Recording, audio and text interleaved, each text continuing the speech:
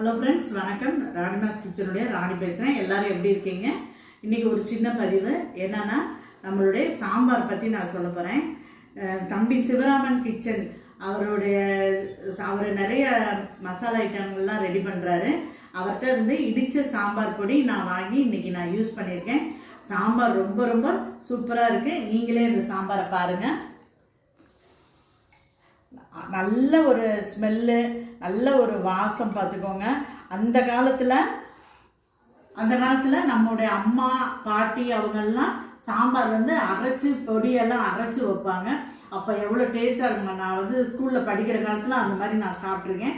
அதுக்கடுத்து இப்போ தான் நான் அந்த டேஸ்ட்டை உணர்றேன். நான் ரொம்ப ரொம்ப சூப்பராக இருக்குது. நீங்கள் எல்லாருமே அதை வாங்கி யூஸ் பண்ணணும் அப்படின்னு சொல்லி நான் கேட்டுக்கிறேன். தம்பி டீ தூள் நம்மளுக்காக தேடி பார்த்து டீ தூள்லாம் நல்ல முறையில் ரெடி பண்ணி கொடுக்குறாரு.